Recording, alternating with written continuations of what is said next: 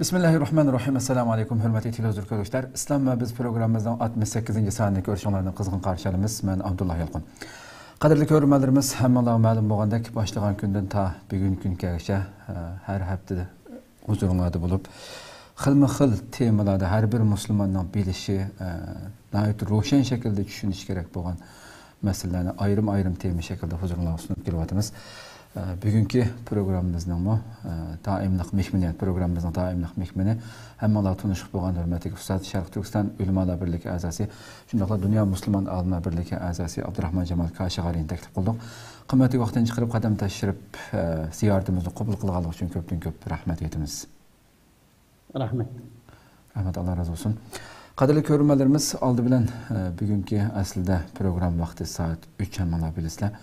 Bugün alaylı bir ahval bulup keçikip kaldık. Bir saatki yakın keçikken bulduk. Aldı bilen keçirim sorayımız bu keçikişten.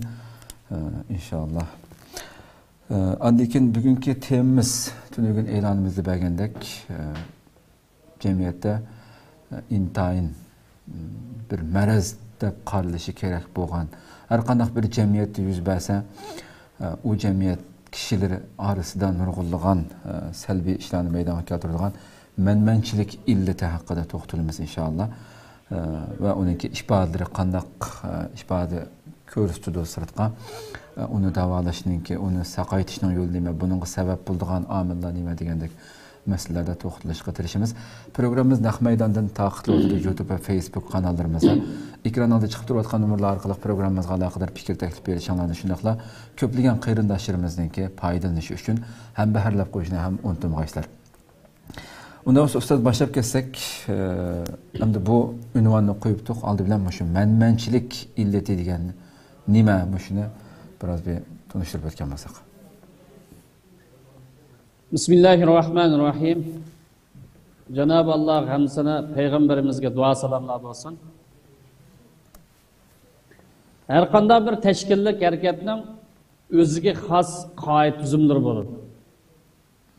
Birer teşkilatga yoki birer harekatga a'zo bo'lishning yoki a'zo bo'lgan kishining mansubiyat va majburiyat nuqtasidan o'zini unutish, men degan so'zni qo'llanmaslik, kollektiv harakat qilish engini oshirish, kollektivning manfaati uchun shaxsiy manfaatidan voz kechishga o'xshash bir bo'lib amal qilish tegishlik qoid tuzumlari va adab axloqlari bo'ladi.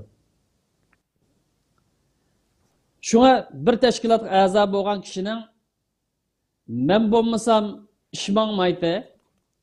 Men bo'lmasam ishmangmaydi. Ish deganda mendek qilish lozim. Hech kim mendek ish qilolmaydi degandek menmanchilikning ifodasini bildirib qo'ydigan so'zlarni ishlatishdan saqlanishi intayin muhim. Xo'sh. Shundaqla men degan so'zning o'rniga biz degan so'zni qo'llanishi, ondan imzo qo'yib, ahdi berib kirgan yoki a'zo bo'lgan tashkilotning ahdnomilariga va prinsiplariga amal qilishi intayin muhim. Chunki bunaqa amal qilganlik a'zolikning yoki mansubiyatning taqozosi. Bir tashkilotga a'zo bo'lib yoki uning imzoni qo'yib, kallis qayga yerda yoki bu tashkilotning yoki bu harakatning ahdnom prinsipi xilof holat qilish bu tashkilotga tamoman zid ish hisoblanadi. Ham mansubiyat a'zolik nuqtasidan xilof hisoblanadi. Shuningdek bu yerda bilishlik masalalarning birisi odat kishilar menmanchilik qilib o'z haqida ko'p gap qiladigan, o'zini qaltis chaqlaydigan, o'zini har doim har munosabatda doiy ko'rsatishga urinadigan, har qanday bir fazilatni o'ziga mansub qilgan odamlarni yoqtirmaydiganligini bilish bu intayin muhim. Qaysi bir musulmon ya qaysi bir inson bir ishni ibodat va itoat deb qaragan vaqtida bu ish harakatlarining qabul qilinmasligidan, Allohning nazarida qabul qilinmasligidan ansirab bo'lsa, samimiy bo'lishi va ixlosmandlik ro'yini yaratishi bu muhim ishlarning birisi. Chunki Alloh taolo samimiy bo'lgandan boshqa ishlarni qabul qilmaydiganligini jakarlagan. Çünkü Allah Teala samimi faaliyet qilgan, ixlos bilan qilgan odamlarning ishlarini qabul qilaman, bunun mukofot savobini berib, boshqasini qabul qilmayman degan. İnnema yetekabbalullahu minel muttaqin dedi. Allah Teala samimi bo'lgan, taqva bo'lgan, ixlos bilan bo'lgan bu odamlarning ish harakatini qabul qiladi dedi. Bu oyatga asosan qanday bir sohada faoliyat qilaylik, nishonga qarta niyatimizni to'g'rilashmaydi. Bosh qarindoshlar qarta yomon gumondan saqlanib ko'z qarash to'g'rilashimiz muhim. Ular haqida yaxshi o'yda bo'lib, manmanchilikdan, mag'rurlikdan saqlanish bu oyatning taqozosi.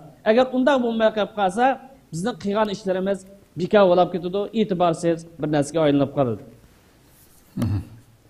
Chunki Alloh bizni manmanchilik qilishdan va mag'rurlik qilishdan ogohlantirib, "Fala tuzakku anfusakum va a'lam biman ittaqad."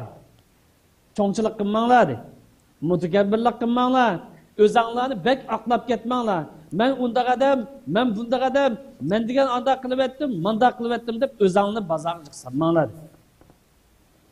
Bu oyatga asosan bugünkidek bir hassas bir mezgilde qaysi bir qarindoshimiz bir yaxshini qilgan bo'lsa, men degan bundaq qilib etdim, ishlaganni mendaq qilish lozim deganga o'xshash manmanchilikni ifodalab qo'yilgan bundaq so'zlarni ishlatib o'tmay, amaliy harakat orqali faoliyat qilsin.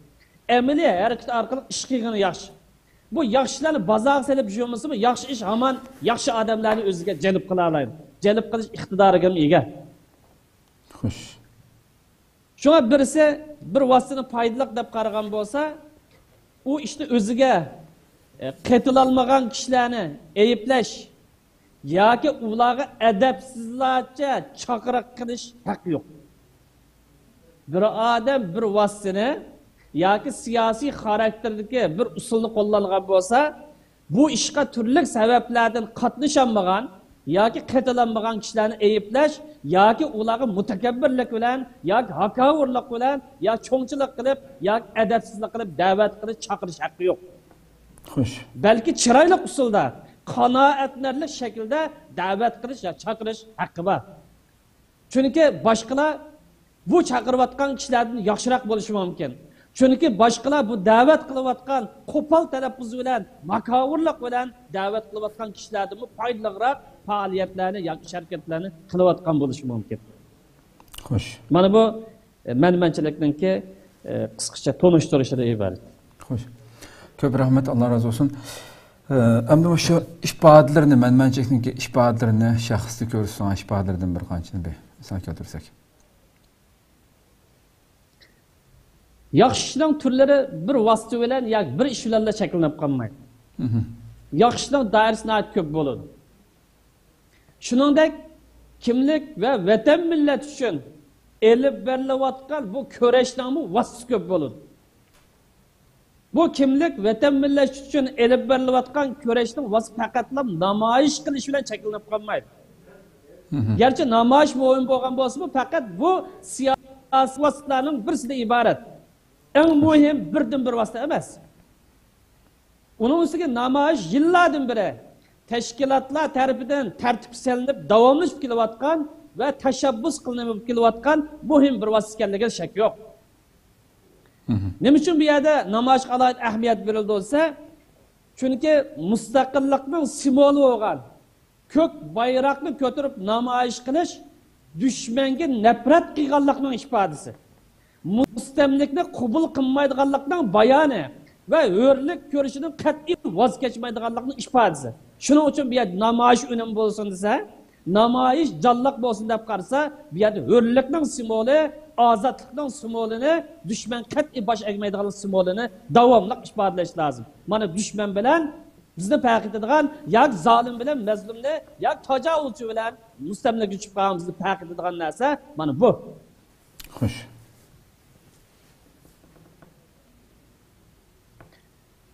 Bu kimlik vatan millat ko'rishini qo'llanadigan vositalar yoki siyosiy pozitsiyalar bir xil bo'lmaydi. Har xil bo'ladi. Masalan, ba'zi bir guruhdagi qarindoshlar yoki ba'zi bir qarindoshlar namoyish qilish vositasini foydali deb qarashi mumkin. Yana bir turkumdagi qarindoshlar diplomatiya vositasini qo'llanib dushmanni azaytish, do'stlarni, yordamchilarni ko'paytirish lozim deb qarashi mumkin. Yani bir türkümde qarindoshlar odam tarbiyalash va millatninki ong saviyasini o'stirish, oqartish harakatini muhim deb qarashi mumkin. Yani bir türküm qarindoshlar ilmiy tadqiqot vositasini qo'llanishi mumkin. Yani ba'zilar boshqa vositalarni qo'llanishi mumkin. Demak, bu siyosiy pozitsiyaga aloqador bu masalalarda vosita faqatla bir bo'lmaydi. Bu yerda Qur'on sunnatdan hujjat kelmagandan faqat mushni qilsam bundan boshqasini qilmaysan deydigan gap yo'q. Unda u qaysi foydali bo'lsa, qaysi bizdan siyosiy ideyamiz uyg'un kelsa, manfaatimiz uyg'un kelsa, vositalarning hammadan foydalanamiz. Mana bu siyosiy harakatning taqozosi. Demak, siyosiy kurashning doirasini bir vositaga ham jamlab, mening deganimla to'g'ri, ish deganni menda qilish lozim. Namoyish qilish hammadan muhim. Birdan bir yo'l mushu. İmza toplash hammadan muhim. Bizga yordam bermagan davlatlarni tillab, uning yuz obro'ni tushirib, besim paydo qilish lozim. Eng to'g'ri ish shu. Buningdan boshqasi bekor, buningdan boshqa quruq gap degan o'xshash. Bunda manmanchilik va mustabidlik engidan qutulish lozim. Xo'sh. Ama afsuski bazı qarindoshlar bir vositani to'g'ri topgan bo'lsa, yoki bir vositani tanlagan bo'lsa, butun umidini shunga qartib oldigan. Qilmagan qarindoshlarni yomon ko'rdigan, yoki ularni ish qilinmagan qator chiqarib o'tadigan, yoki ularning oqisidan yugurishib bermagan bilim ma'rifat egillarini yoki tashkilot sahiplerini bo'lmug'in so'zlar bilan ayiblaydigan yoki ular haqida bo'lmug'in so'zlarni qiladigan insofsizlik, axloqsizlik ahvollari avjanmoqda. Bu o'rlik ko'rishadigan bir ishga ishilib bitib ketadigan, ya bir ish kishini ichida hali ulab ketadigan, yoki bir qancha soatda bilakning kuchini chiqarib bir taraf bo'ladigan masala emas. Bu o'rlik ko'rishi uzun muddatli bir kurash. Buni ayndaq tushunish lozim. Shu asosda buningga plan tuzish lozim. Shu asosda qadamma-qadam menish lozim. Bu bizning o'rlik ko'rishimiz bir 2 yilning mobaynida, 3-4 yilning mobaynida bo'layotgan bir kurash emas, balki bir asrdan beri davomlashib kelayotgan bir kurash. Shu bu kurash har kimdan, Sharq Turkiston a'zolarining har birisidan, Sharq Turkistonliklarni markaz qilayotgan yoki asosan tashkil qilayotgan Uyg'urlardan irodalik bo'lishini, umidvor bo'lishini, umidsizlanmasligini, her yerda yotsin kimligini qo'g'dishini, mas'uliyatchan bo'lishini, ig'ir besiqlik bilan harakat qilishini va mumkin bo'ladigan barliq vositalardan, ya'ni barliq to'g'ri vositalardan foydalanishni taqozo qilgan bir kurashdir. Buningga bir ig'ir tiniq lazım. Buningga bir ig'ir mas'uliyatchanlik lazım. Buningga biraz ig'ir besiqlik bilan qadam bosish lazım. Xo'sh. Shunga bu siyosiy pozitsiyaga yoki siyosiy vositaga aloqador bir vosita haqida hech qanday bir odamningki mushu vositadan paydo qiladi, buningdan boshqasi bekor, buningdan boshqa ish qilmaydi deb haqiqat monopolchilik da'vo qilishi siyosiy nuqtadan, aqliy nuqtadan to'g'ri emas. Chunki birisi bir vositani foydali deb qaragan bo'lsa, boshqalar yana bir vositani foydali deb qarashi mumkin. Birisi bir vositani tanlagan bo'lsa, boshqalar yana bir vositani tanlagan bo'lishi mumkin. Bu sebepten bir adam bir vositani tanlagan vaqtida bu prinsip xarakterdagi bir vosita bo'lmay qolib qolsa yoki Qur'ondan, sunnatdan aniq hujjat kelgan midrilsam bo'lmaydi, undaq vosita bo'lmay qolib qolsa, o'zining vositasini bozor solaman deb yoki atrofimga odam to'planman deb boshqalarga til uzishi, yoki bilarmanlik qilishi, yoki shuhratparastlik qilib atkachilik qilishi, yoki o'zining doiy sifatli odam ekanligini isbotlaymi degan o'sha urinish xarakterli qilmishlarning bu shaytonning qiliqlari, shaytonning to'zaq ekanligini bilishi va bundan saqlanishi intayin muhim. Xo'sh. Ammo afsuski ba'zilar bir vositani tanlagan bo'lsa, butun ummatni shuning markazlashtirib oldigan. Bundan natija chiqishi mumkin, chiqmasligi mumkin u vositadan. Ama siyasi kurashning taqozosi mumkin bo'lgan to'g'ri vositalarning hammani qo'llanish, har sohada, har aqmda faoliyat qilish. Bu siyosiy harakat taqozosi. Lekin ba'zilar bir vositani tanlagan butun ummat shundan qartib oladigan, uning natija chiqmay qolib chapanni sal o'tadigan ahvollar mavjud. Lekin shunday bo'lmaydi. Yana ba'zilar borki, bir tashkilotga a'zo bo'lgan bo'lsa, a'zo bo'lmaganlarni ayblab chiqib ketadigan. Xuddi birdan-bir haq tashkilot shudek o'zini bozor soldigan bunday illatlar mavjud. Yani bazıları var ki işleri kablaşmasa mesuliyetini özünün kabiliyetsizliğinden, özünün ahlaksızlığından, ya ki özünün başkalarına doğru muamele kılanmaydıganlıkından, ya ki samimiyetsizliğinden kömmey, kayrindaş teşkilat atıp koyup tutadığın ahvalın mevcut. Hoş. Yani bazıları var ki teşkillik hareket kılış mühim buluvatkan bu zamanda, teşkillik hareket kılışı eyiplaydıgan.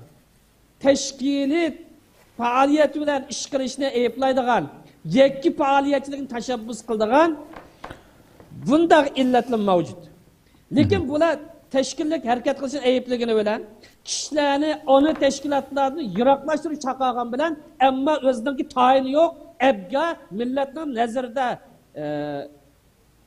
qabul qilishga erishamagan ikkinchi darajadagi, balki 5-darajadagi tashkilotga chaqiradigan xato harakat nazariyalari borliq kelmoqda. Bugün o teşkilatla yakınlaşması lazım, bu da iş kılması lazım. Ama sürüştüz, o bir teşkilatla mesulü. Ama tekrar karaydıgan olsak bir teşkilatla azası. O dedi ki, sen onun kendini mağma, benim kendim dummağım dedi. Ben dahi dedi, ben yetekçi dedi. Hakik alim ben demek şunun maqsadi. Eğer onda olmasa, onu teşkilat yıllarca hareket kılgan, yıllarca köreş kılavatkan, teşkillik için milletin cuglaş urunuvatkan teşkilatın kendini gep tepip, ya ki onu itibarsızlaştırıp, özündeki bir tayin yok, bir teşkilatını bazarı sanmaydı. Ben bir ahırda bu nokta şunu eskertmem ki, benim göz karşımda mezse, ben doğru siyasi ideya bilen hareket kıldıgan. Doğru siyasi ideya bilen hareket kıldıgan.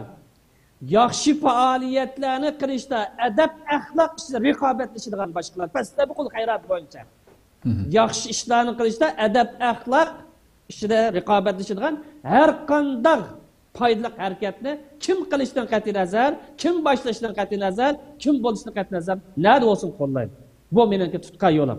Bir shart siyosiy ideyasi aniq bo'lish, siyosiy ideyasi to'g'ri bo'lish.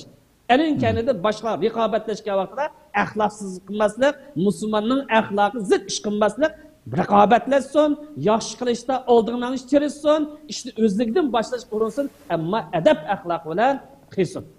Mening tutgan yo'lim shu.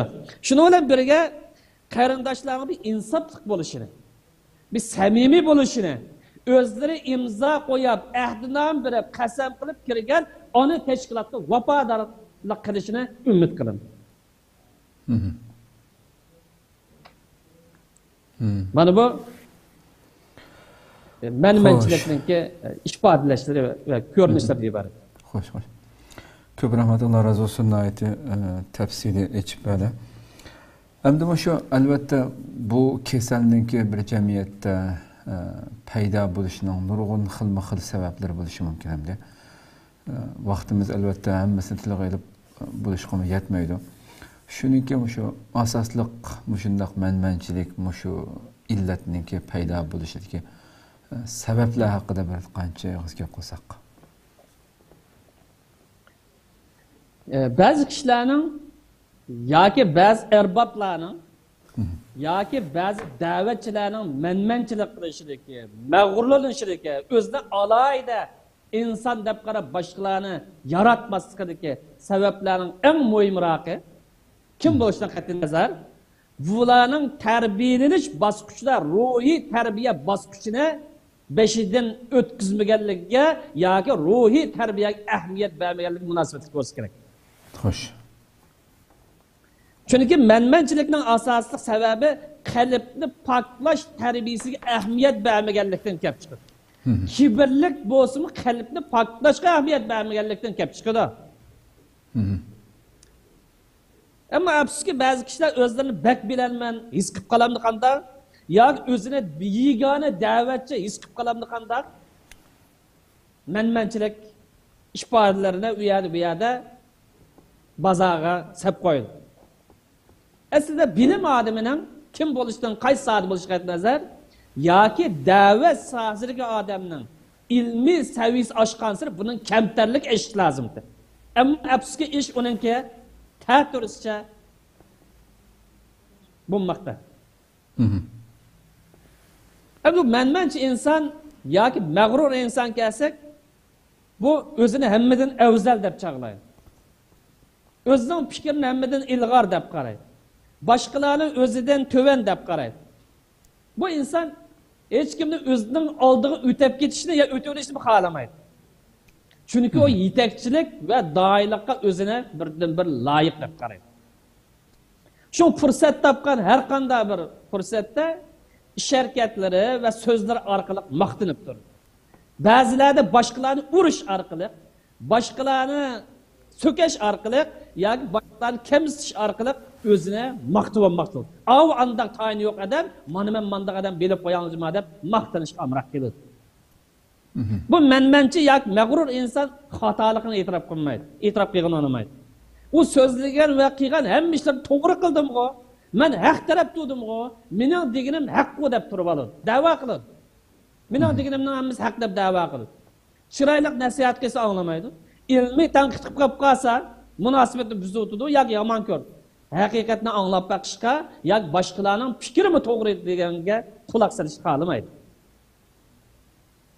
Bu menmençilikning yana bir sababi bor, u olgan bo'lsa, fikriy mustabidlik. Menmençilikninki muhim sabablardan birisi fikriy mustabidlik illat. Bu mustabidlik faqatla hokimiyatga xos bir illat emas. Balki psixikaga munosabatli bir illat. Shu bu illat sohadagi har qanday sifatlik insonni tepilib qolishi mumkin. Lekin bu illatning bilim odamlarda yoki da'vatchilar tepilib qolishi insonni hayronga soladi. Bu g'alit bir ahvol. Boshqalar tepilib qolishi gap bo'lsa, ammo bilim odamlarda yoki da'vatchilarda tepilib qolishi bu bir g'alita bir holat, yoki g'alit bir ahvol. Xulosalaganda menmençilikning sabablari birinchisi kibrlikdan, mag'rurlikdan, mansabparastlikdan va to'yga chiqsam bo'ldi deganlikdan kelib chiqadi. Birinchi illat. İkinci illeti ilim, ma'rifat ve davet sahasida o'zini yiganchaqlab qilish kelib chiqadi. İkinci illeti ilim, ma'rifat sahasida ve davet qilish sahasida o'zini yiganchaqlab qolganlikda shu menmençilik qiladi. Xo'sh. Uchinchi bir illeti o'zida yetakchilik salohiyati bor, men yetakchi bo'lib taximmi cho'ng maqom chiqsam bo'ldi deydigan bu intilishdan kelib chiqadi. To'rtinchi illeti raqobatchi kishilarni qabul qilolmay, ularni har xil axloqsiz usullar orqali yiqitishga urinish va ular haqida o'sak so'zlarni taqitish. Beshinchisi nasihatni anglamaslik, ilmiy tanqidni qabul qilmaslik, ilmiy tanqidni o'ziga hujum deb qarash. Mana bu menmençilikninki yoki g'ururninki asosiy sabablari. Xo'sh. Ko'p rahmat, Alloh razı olsun. Haqiqatan yani İslam en çekilgen bir temadan bu insonniki o'zini cho'ng ko'rib qilishi, yani hatta şeytan mı şu şeytan bo'lib ketishida men uningdan yaxshi, yani odamdan yaxshi deb ana xayrun minhu, men yaxshidim deganligi uchun şeytan bo'lib ketganligini hammamiz bilamiz. Qalbida zarlichilik, kibr, cho'ngchilik bo'lgan kishininki jannatga kirolmaydiganligini hadislarda Resulullah ifadeleganligini bilamiz. Rabbim inşallah her birimizni buningdek maraz bir kasaldan saqlasin. Unda olsa ahirda programning ahirida shuni davolash, shundaq bir illat bu kasalni davolashdanki bir qancha usullar haqida so'zlab tugatgan bo'lsak programmamizda. Men buni bir necha nuqtaga yig'ay vaqt munosabati bilan. Menmençilik yoki mag'rurlikni davolashdanki bir qancha turli sabablari var yoki omillari, yo'llari. Birincisi her zaman her qanday o'rinda bo'laydi, kibrlik qilish, shuhratparastlik qilish yoki mag'rurlik qilish illatlardan paklashga, qalbini paklashga ahamiyat berish lozim. Bu eng muhim omillardan birisi. Kibrlik, shuhratparastlik, mag'rurlik qilish illatlardan her zaman qalbimizni paklashga hammamizga ehtiyoj bor. İkincisi kamtar bo'lish. Shuningdek birlikda o'zidanmi fazilatlik, o'zidanmi bilimlik, özüdünmü iqtidarlıq kişilərin varlığını etiraf qilish. Fazilat kelgan bo'lsa, buni o'ziga nisbat vermey, Allohning muvaffaqiyatiga nisbat verish. Üçüncü illet, yani üçüncü sebep maqtanchoqlik qilmaslik. Belki her daim özüde bir kemçillikning yuz berayotganligini, boynuga yüklengen mas'uliyat qarta kemçillikning yuz berayotganligiga o'zini tekshirish, o'zini hisob olib turish. Yani özünün qilgan ishi bilan men manchilik ish qilib ketdim, men boshqalarga qaragan bek ko'p ish qilib etdim deb qanoatlanib qolmaslik. Xo'sh. Dördüncü sebep mansabga berilmaslik, shuhratparastlik qilmaslik. Eng cho'ng balay afetlardan birisi bu. Beşinci usul ilmi ve ahlaki asasını takım puxtlashtirish. İlm yükselse, bir insanın ahlak, faziletleri yükselse, menmençilik, mağrurluktan qutuladi. Altıncı birisi yaxshi nasihat, chiroyli nasihatni anglash ve ilmi bo'lgan ya ijobiy bo'lgan ilmiy tanqidni qabul qilish. Çünkü her bir insan xatolish ahvoliga duch keladi. Her bir insan xatolashib qolish ehtimoli har vaqt mavjud. Yettinci sebep uzun mezgil mansab turish saqlash. Mayli tashkilotning raisi olsun, yak dernekning raisi olsun, yak vaqtning raisi bo'lib qolsin, uzun mezgil mansabda maqam turishda saqlanish. Çünkü bazı insanlar belki mevdu bir bu to'g'ri jiq gap kirmaymiz. Maqamda uzun turib ketish, yak mansab uzun turib ketish insonni kibrga, kibrlik qildigan, menmanchilik qildigan, o'zini cho'ng tutadigan bu eg'ir qalbiy illatlarga olib qo'yishi mumkin. Oxirgi vasitlarning birisi hamkorlashib harakat qilishga ahamiyat berish. Boshqalar bilan moslashib, chiqishib harakat qilishga ahamiyat berish. Unda o'g'al vaqti faqat mallam qildim, ya mening deganim to'g'ri, mening tutgan yo'lim to'g'ri, boshqalarning hammasi xato deb turib olmaydi. Boshqalar bilan hamkorlashib olsa, o'zi bor fazilatni va boshqalar fazilatni solishtirib, boshqalarning adab axloq o'rganib, ish o'rganib. Mana bular manmanchilik davolashning usullaridan iborat. Xo'sh, xo'sh. Ko'p rahmat, Alloh razı olsun. Doğasam, bugün vaqt itibarlı müşahit tügesek. Hakikaten bugün biraz kechikib qoldik ama lekin intayin yig'inchoqlagan bir şekilde tugutishga tirishgan bo'ldik. Çünkü keyin bizning yana program bati. Vaqtimiz yetdi inşallah. Ko'pdan ko'p rahmat naydi tushunishib bo'ldi. Alloh razı olsun. Qadrli ko'rurmanlar, hakikaten yuqorida ustoz so'zlab o'tdi. Resulümüzmü şunçilik güzel bir sözlen yani. Gapning mig'izini xulaslagan vaqtida Resulullah'ninki şu meşhur hadisiga apag'an bo'ldi ustoz. Resulümüz inson badindagi bir parcha go'shtga ishorat qilgan asosda inson badinida bir parcha go'sht bor. Agar u saqaysa, u isloh bo'lsa, u to'g'ri ravishda o'zining istiqomatini topa olgan bo'lsa, bütün jasad, bütün beden o'ngishiladi. Agar u buzilsa, hamma narsa buzilganligini, bütün insonning barliq ish faoliyatlari, so'z harakatlari, qilayotgan barliq ishlariniki realistin chiqadiganligini ishorat qilib, ala va hiyal qalb, u bo'lsa qalb deb yuragimizga ishorat qilgan Rasululloh yani.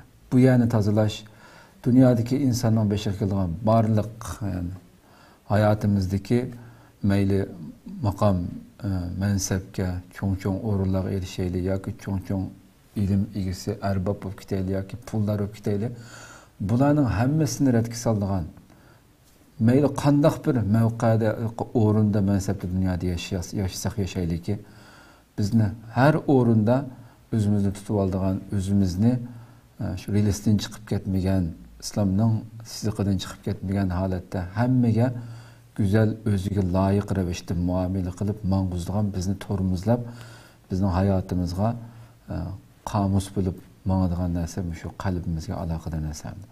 Buni tozalagan vaqtida, buni davomli tarbiyalab turgan vaqtimizda, buni yengilab turgan vaqtimizda, Robbiga buni bog'lab turgan vaqtimizda biz dunyoda har qanday bir sharoitda bo'ron chapqunlarning oldida tavirmaydigan bo'la olamiz. Bo'lmasa, shamol naga chiqsa shu yerga mang'adigan, kimning gapi bakrak kuchligarak anglansa shuning keyinda mang'adigan aşındaq mevqasiz holatdagi Qur'oni Karim ayıplagan bir turkum insonlarning qatoriga tushib qolamiz. Rabbim inshaalloh bu illatlardan, bu kasalliklardan saqlasin deb tuvanchilik bilan Rabbimizdan so'raymiz. Allah ömür berse aldığımızdaki hafta başka bir temada görüşükçe aman boğayslar programımızda başka yönlaşırımızda görüş için hem beherlep koyuşuna unutmayın. Esselamu Aleyküm ve Rahmetullahi Teala ve Berekatuhu.